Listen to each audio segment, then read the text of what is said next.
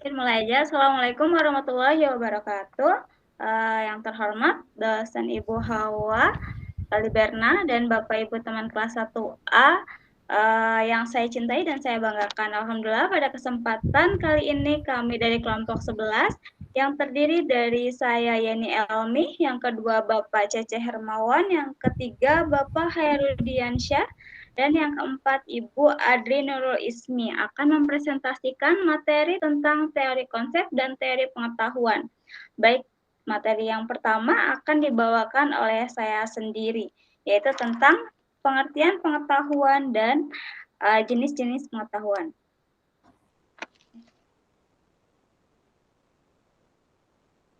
Ya.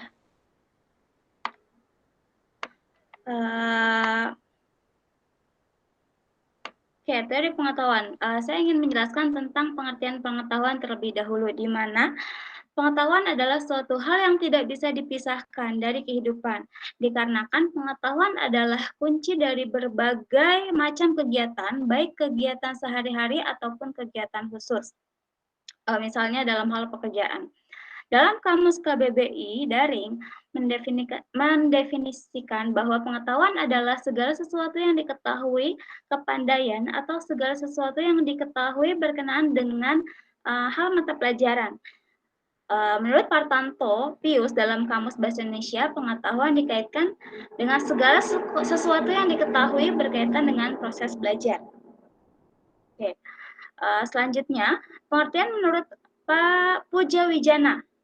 Pengetahuan adalah reaksi dari manusia atas rangsangan oleh alam sekitar melalui persentuhan panca indera dengan objek. Jadi pengetahuan berdasarkan hasil yang terjadi setelah orang melalui panca indera melalui objek tertentu. Selanjutnya, menurut Ngatimin, pengetahuan adalah berbagai ingatan atas bahan-bahan yang telah dipelajari dan mungkin menyangkut serta mengikat kembali sekumpulan bahan yang terperinci oleh teori, tetapi diberikan menggunakan ingatan akan keterangan yang sesuai. Selanjutnya, pengertian berdasarkan Noto Atmojo diartikan sebagai hasil dari tahu setelah orang melakukan penginderaan terhadap objek tertentu. Nah, melalui panca indera manusia. Contohnya adalah indera penglihatan, pendengaran, penciuman, dan rasa serta raba. Dari pengetahuan tersebut, dapat disimpulkan bahwa pengetahuan merupakan segala sesuatu yang diketahui dan diperoleh dari persentuhan panca indera terhadap objek tertentu, sehingga hasil dari proses berpikir. Kemudian dari beberapa pengertian pengetahuan di atas dapat disimpulkan bahwa pengetahuan merupakan segala sesuatu yang diketahui dan diperoleh dari persentuhan panca indera terhadap objek tertentu. Pengetahuan pada dasarnya merupakan hasil dari proses melihat, mendengar, merasakan, dan berpikir. Itu semua akan menjadi dasar manusia dalam bersikap dan bertindak. Next.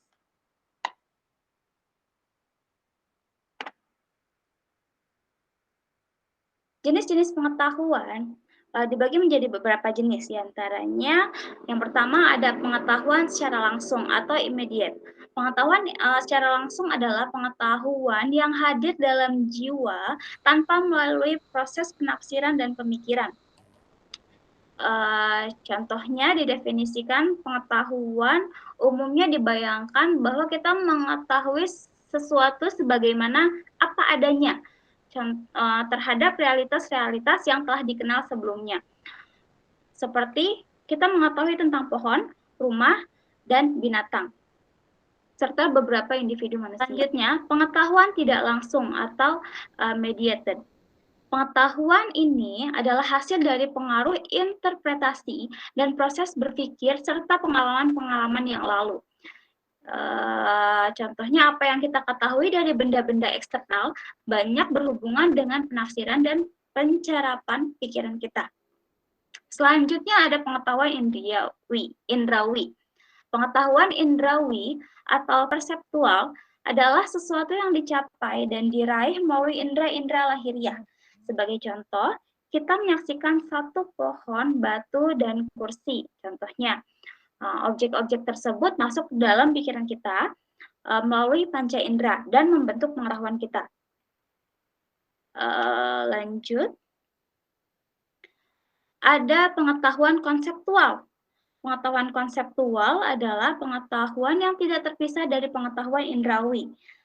Seperti pikiran manusia secara langsung tidak dapat membentuk suatu konsepsi tentang objek tanpa berhubungan dengan alam eksternal. Contohnya, kita tidak akan mengetahui segala objek apabila kita tidak bisa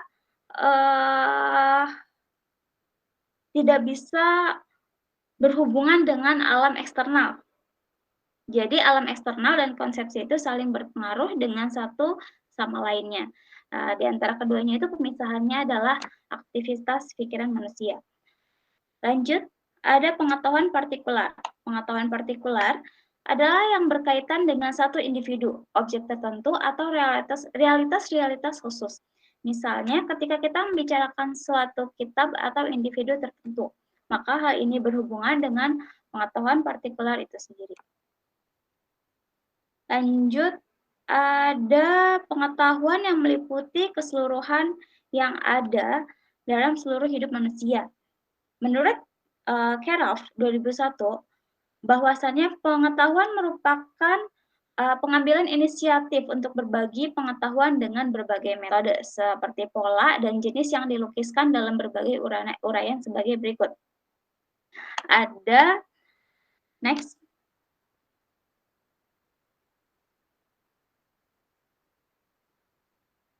Oke. Tadi ada pengetahuan implisit, di mana pengetahuan implisit adalah pengetahuan yang tertanam pada bentuk dari pengalaman seseorang, yang isinya berbagai faktor dan masih belum nyata, diantaranya seperti keyakinan pribadi, perspektif, dan prinsip-prinsip. Contohnya, pengetahuan implisit yaitu kemampuan mendorong sepeda motor. Nah, kalau misalnya teorinya bisa kita kasih ke seseorang, tapi kalau praktiknya kan belum tentu orang itu mampu mendorong sepeda motor tersebut. Lanjut, pengetahuan eksplisit. Pengetahuan eksplisit merupakan pengetahuan yang sudah didokumentasikan atau tersimpan dalam bentuk real dan nyata berupa formal dan relatif dengan mudah dibagikan secara luas. Contohnya adalah informasi yang tersimpan dalam ensiklopedia atau Wikipedia. Lanjut, pengetahuan empiris adalah pengetahuan yang lebih mengedepankan pengamatan serta pengalaman. Pengetahuan empiris ini mendapatkan atau memerlukan pengamatan yang harus dilakukan secara rasional atau menggunakan akal.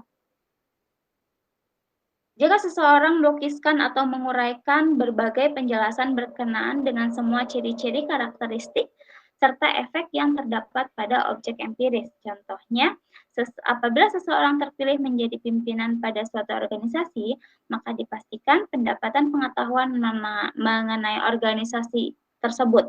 Dia sudah tahu bagaimana cara memanage organisasi tersebut. Selanjutnya, pengetahuan rasionalisme merupakan suatu pengetahuan yang didapatkan dari lewat akal. Tadi dia bersamaan dengan empirisme.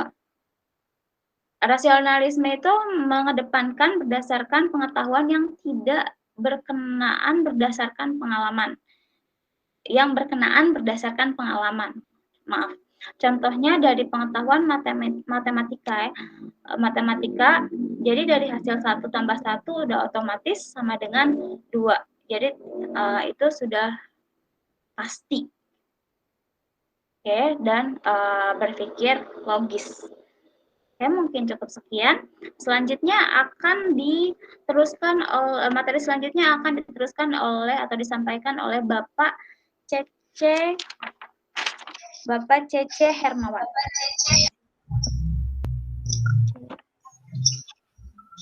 Baik, terima kasih kepada Ibu Yeni selaku moderator.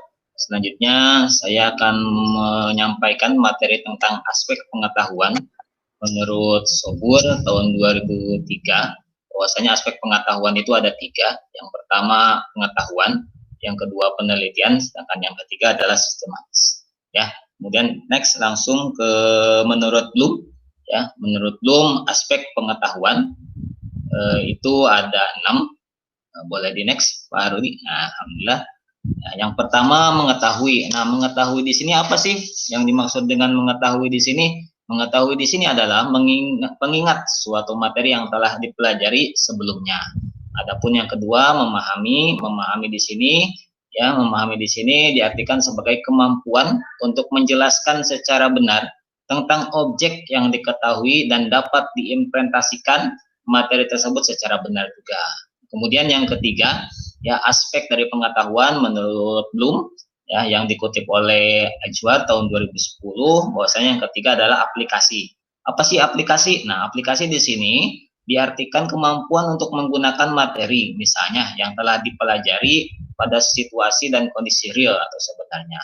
Dan yang keempat, aspek pengetahuan yaitu analisis. Analisis adalah meliputi pemilihan informasi menjadi bagian-bagian atau meneliti dan mencoba memahami struktur informasi. Kemudian yang selanjutnya sintesis ya.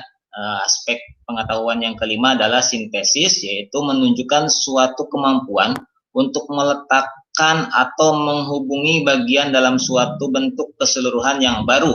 Dengan kata lain, sintesis itu adalah suatu kemampuan untuk menyusun formulasi baru dari informasi yang ada. Kemudian yang terakhir, aspek pengetahuan adalah evaluasi. Evaluasi ini berkaitan dengan kemampuan untuk melakukan penilaian terhadap suatu materi objek. Selanjutnya, next Pak Rudi. Nah, yang selanjutnya faktor-faktor yang mempengaruhi pengetahuan. Faktor di sini ada 2. Yang pertama faktor internal dan faktor eksternal. Nah, untuk faktor internal sendiri ada yang namanya yang pertama pendidikan. Ya, pendidikan menurut Noto Atmojo, ya pendidikan itu adalah setiap usaha, pengaruh, pelindungan dan bantuan yang diberikan kepada anak yang tertuju kepada kedewasaan ya. Jadi menurut Noto Atmojo tahun 2003 bahwasanya pendidikan ini untuk menuju kedewasaan. Nah, kemudian yang kedua, faktor internal daripada faktor yang mempengaruhi pengetahuan adalah minat ya. Minat di sini sebagai suatu kecenderungan atau keinginan yang tinggi terhadap sesuatu. Dengan adanya pengetahuan yang tinggi didukung minat yang cukup dari seseorang, sangatlah mungkin seseorang tersebut akan berperilaku sesuai dengan apa yang diharapkan. Kemudian yang ketiga, pengalaman. Ya, semakin banyak pengalaman seseorang, maka akan sangat mempengaruhi kemampuan seseorang tersebut. Ya, kemudian yang keempat, usia. Ya, usia seseorang semakin dia usianya tinggi, maka kemungkinan besar cara berpikirnya pun akan lebih matang lagi dalam berpikir dan bekerja. Kemudian untuk eksternal, ya faktor ekonomi, kemudian ada faktor informasi dan faktor lingkungan. Itu saja mungkin yang saya sampaikan. Selanjutnya saya kembalikan ke moderator.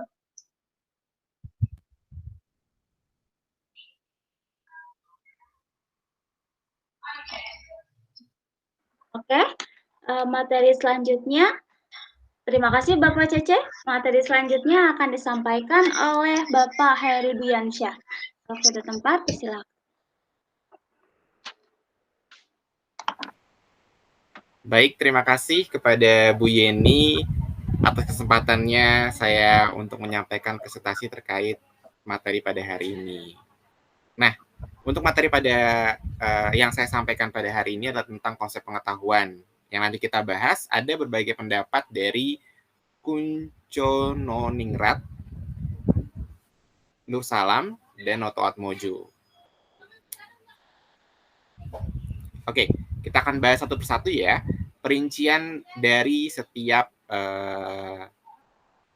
pendapat menurut Kunchononingrat bahwa semakin tinggi tingkat pendidikan seorang, maka semakin mudah pula menerima informasinya. Sehingga semakin banyaklah pula pengetahuan yang dimiliki. Pengetahuan merupakan suatu hasil dari tahu, dan ini terjadi setelah orang melakukan penginderaan terhadap suatu objek tertentu. Sebagian besar pengetahuan diperoleh melalui indera mata dan indera telinga. Oke. Lalu, menurut Noto Atmojo, pengetahuan sendiri merupakan domain yang sangat penting dalam terbentuknya suatu tindakan. Dengan demikian, terbentuknya perilaku terhadap seseorang karena adanya pengetahuan yang ada pada dirinya terbentuk suatu perilaku baru, terutama yang ada pada orang dewasa, dimulai pada domain kognitif. Dalam arti si subjek terlebih dahulu diberi stimulus. Lalu si subjek tertentu akan merespon rangsangan dari subjek yang memberikan stimulus itu. Oke, lanjut. Menurut Nur Salam, apabila pengetahuan ini bersifat logis atau masuk akal, dapat diamati dan diukur, dan diperoleh melalui metode ilmiah, maka pengetahuan dapat dianggap sebagai ilmu, atau dengan kata lain pengetahuan ini dapat berkembang menjadi ilmu apabila memenuhi kriteria sebagai berikut, yaitu logis, yaitu berarti dapat dinalar, masuk akal atau masuk logika, empiris, data dapat diamati dan dapat diukur. Yang ketiga adalah diperoleh melalui metode ilmiah. Nah, ini yang tadi saya sebutkan, syarat pengetahuan dianggap ilmu adalah harus logis, diperoleh melalui metode ilmiah, dan secara empiris. Oke. Kita akan bahas tentang kriteria pengetahuan menurut Nur Salam.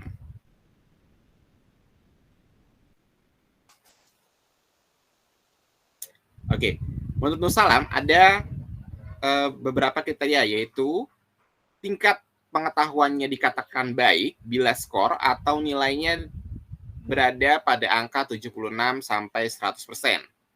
Lalu tingkat pengetahuannya dikata cukup bila skor atau nilainya 56 sampai 75%. Dan tingkat pengetahuan dikatakan kurang bila skornya atau nilainya di bawah dari 56%. Itu menurut Nur Salam. Oke, kita lanjut lagi. Nah, kita akan membahas tentang cara memperoleh pengetahuan.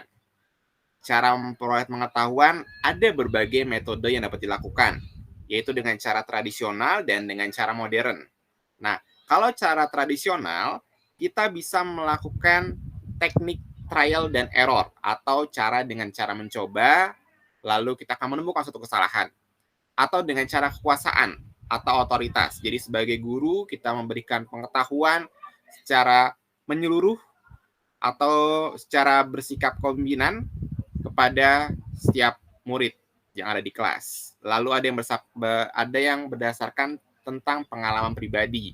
Jadi pengalaman pribadi dapat digunakan sebagai upaya memperoleh pengetahuan dengan cara mengulang kembali pengalaman atau menyampaikan pengalaman yang pernah diperoleh dalam memecahkan permasalahan yang ada di masa lalu diterapkan di masa yang sekarang. Nah, kita akan bahas tentang yang modern. Modern dibagi menjadi dua, yaitu berpikir secara induktif dan berpikir secara deduktif. Kalau induktif itu adalah metode yang digunakan dalam berpikir dengan bertolak dari hal-hal yang bersifat khusus untuk menentukan kesimpulan yang bersifat umum. Lalu deduktif adalah metode berpikir yang menerapkan hal-hal yang umum terlebih dahulu untuk seterusnya dihubungkan pada bagian-bagian yang khusus. Oke, jadi kata kunci ada di induk dan deduktif.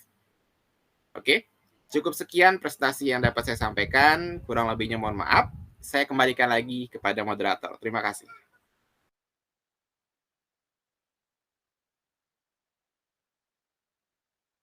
Oke, terima kasih Bapak. Materi selanjutnya akan diteruskan dan disampaikan oleh Ibu Adri Nurul Ismi. Nah, silakan Ibu Adri, waktu dan tempat kami persilakan. Ya, terima kasih Bu Yani atas kesempatannya.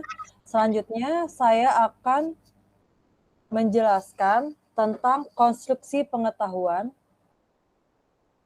Nah, di sini konstruksi pengetahuan itu dibagi berdasarkan beberapa pendapat.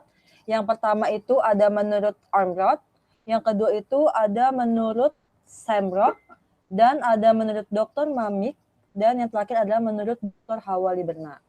Nah, yang pertama saya akan menjelaskan mengenai teori konstruksi pengetahuan menurut Ormrod. Jadi, menurut Ormrod ini mengatakan bahwa konstruktivisme itu merupakan sebuah perspektif teoritis yang menyatakan bahwa para pembelajar ini mengkonstruksikan pengetahuannya itu berdasarkan pengalaman yang mereka alami gitu.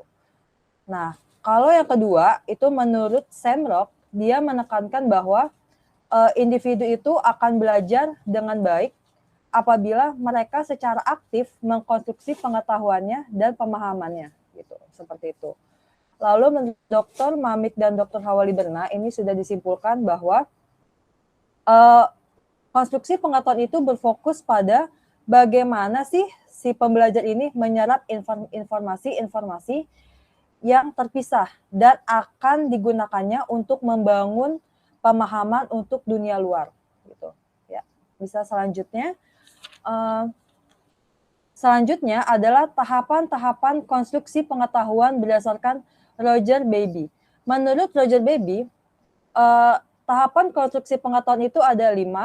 Yang pertama itu engage, yang kedua itu explore, yang ketiga itu explain, yang keempat elaborate, dan yang kelima evaluation. Nah, yang pertama saya akan menjelaskan yaitu engage. Engage ini merupakan tahap persepsi. Nah, apa tahap persepsi ini? Nah, pada tahap ini, siswa itu diharapkan menghubungkan konsep yang sudah dia pelajari dengan konsep yang akan dia pelajari. Nah, pada tahap engage ini atau pada tahap persepsi ini, contohnya itu bahwa misalkan guru itu menunjuk atau mengelompokkan siswa menjadi beberapa kelompok untuk bisa mempermudah proses pembelajarannya gitu. Nah, yang kedua itu explore. Di sini explore itu merupakan tahap penyelidikan. Pada tahap penyelidikan ini, siswa melakukan penyelidikan dengan kelompoknya, di mana diharapkan siswa dapat membangun sebuah pengalaman secara langsung dari tahap penyelidikan ini. Lalu yang ketiga ada explain. Explain ini adalah tahap menjelaskan atau menjabarkan. Nah, di tahap penjelasan ini atau menjelaskan ini, siswa mendiskusikan fenomena atau kejadian atau gejala yang sudah mereka temukan pada saat tahap explore gitu. Jadi pada tahap explain ini dia menjelaskan fenomena atau gejala yang sudah mereka temukan. Nah, terjadilah pada tahap explain ini terjadilah proses diskusi antara siswa dengan siswa lainnya, bisa antara siswa dengan gurunya dan juga antara kelompok dengan kelompok lainnya gitu. Nah, yang keempat itu ada elaborate. Nah, elaborate ini adalah tahap menggabungkan konsep. Jadi setelah tahap explain ada tahap elaborate menjelaskan konsep atau menggabungkan konsep.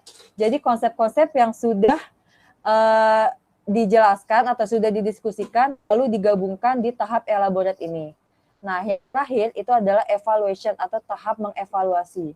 Nah, disinilah si guru berperan untuk melakukan atau menentukan evaluasi guna menentukan seberapa sih pemahaman siswa atau seberapa sih pengetahuan siswa selama proses pembelajaran berlangsung gitu. Ya. Selanjutnya ada proses belajar konstruksi. Proses belajar konstruksi ini ada dua peranan ya. Ada peranan siswa dan ada peranan guru. Nah, yang pertama saya akan menjelaskan mengenai peranan siswa dalam proses belajar konstruksi. Nah, apa sih peranan siswa? Yang pertama, di sini kan belajar itu kan membentuk pengetahuan ya. Jadi dalam hal ini harus benar-benar dilakukan oleh siswa itu sendiri. Nah, bagaimana? Jadi pada peranan siswa ini, siswa itu harus aktif melakukan kegiatan, harus aktif berpikir, harus aktif menyusun konsep, dan memberi makna tentang apa sih yang sudah dia pelajari gitu. Nah, proses belajar konstruktivisme ini menghasilkan siswa atau mengharuskan siswa sudah memiliki kemampuan sebagai dasar dalam mengkonstruksi pengetahuannya yang baru. Gitu. Nah, selanjutnya yang kedua adalah peranan guru. Bagaimana sih peranan guru dalam proses belajar konstruksi gitu?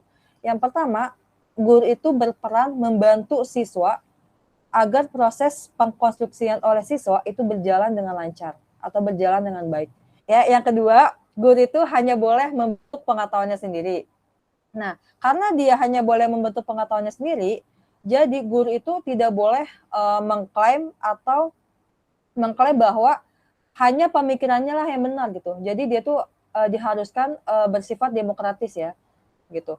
Yang keempat, guru itu harus lebih memahami jalan pikiran atau cara pandang siswa dalam belajar. Dan yang paling penting, guru juga harus memberikan dukungan dalam memudahkan belajar agar siswa mempunyai peluang optimal untuk berlatih. Nah, selanjutnya itu ada proses konstruksi. Proses konstruksi ini ada dua, ada proses penyimpanan dan ada proses pemanggilan. Nah, dalam proses penyimpanan, di sini maksudnya adalah apabila komunikasi antara guru dengan siswa itu berjalan dengan baik, maka para siswa itu dapat dengan cepat mengkonstruksikan pengetahuannya atau pemahamannya untuk diserap dalam proses penyimpanan atau untuk diserap ke dalam pemikirannya gitu. Nah, yang kedua itu proses pemanggilan.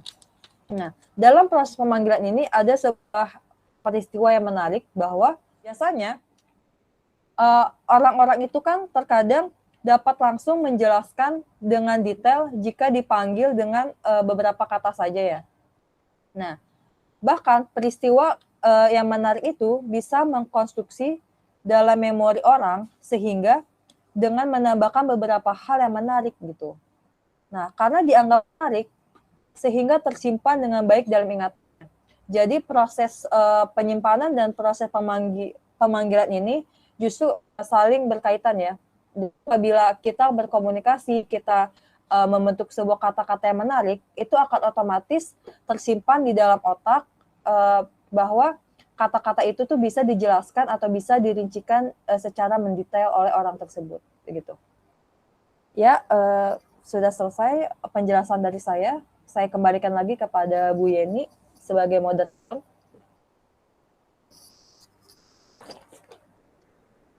Baik, terima kasih Bu Adri. Mungkin cukup sekian presentasi dari kelompok 11.